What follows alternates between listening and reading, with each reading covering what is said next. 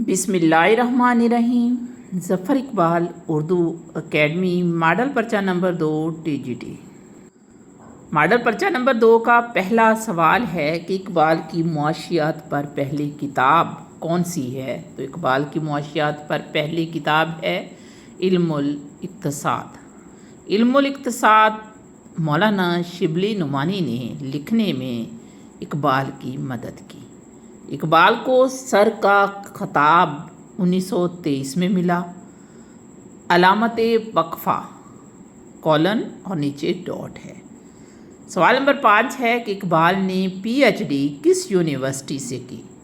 तो जर्मनी की Munich university से इकबाल ने PhD की। हमारा अगला सवाल है कि इकबाल की PhD के मकाले का उन्वान क्या था। तो इकबाल ने the development of metaphysics in Persia के उन्वान पर थीसिस मुकम्मल किया। इकबाल का पहला शेरी मजमूआ है बांगे दिरा। बांगे दिरा का दिबायचा सर अब्दुल कादर ने लिखा। सबज़ कदम होना मनहूस होना, रद्दो कद यानी बहस और तकरार, रद्दे कदा शराब का प्याला छोड़ देना। खतूते गालिब को मुरतब किया मुज़फ़्फ़र हुसैन बरनी ने। फ़िक्र इकबाल के मुसन्निफ़ हैं खलीफ़ा अब्दुल हकीम।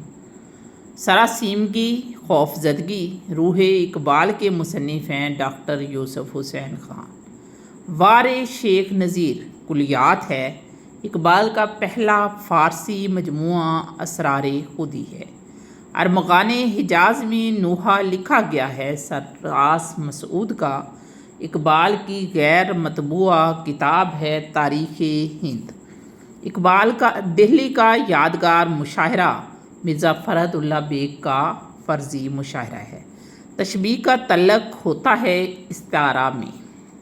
मशहूर मज़ाहिया किरदार हाजी बगलौल मुंशी सजाद हुसैन ने तख्लीक किया। अबलीस की मजलिस शुरा अरमग़ाने हिजाज़ की नज़म है। मशहूर किरदार मिर्ज़ा अब्दुल वदूद बेग मुश्ताक अहमद यूसुफ़ी का तख्लीक करता है।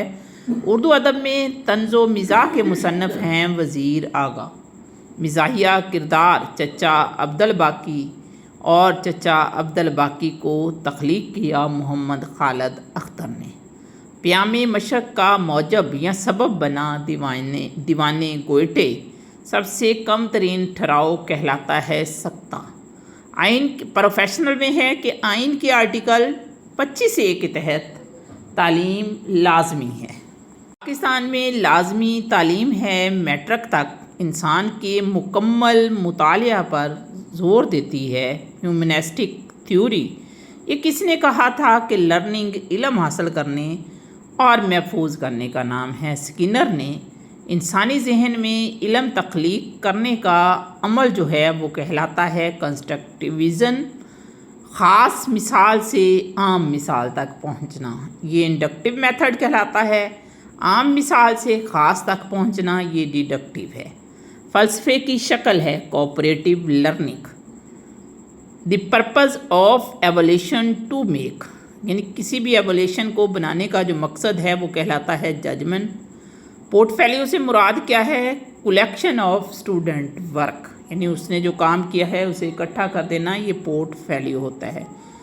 डेमोन्स्ट्रेशन मेथड जो होता है उसमें टीचर स्टेट एंड परफॉर्म करता है।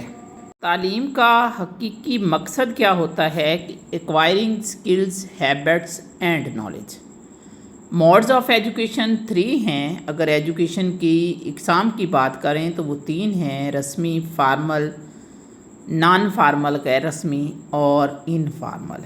तालीमी इदारों में दी जाने वाली तालीम कहलाती है फॉर्मल एजुकेशन और ये ख़ास मकसद के तहत दी जाती है तालीम फार्मल एजुकेशन।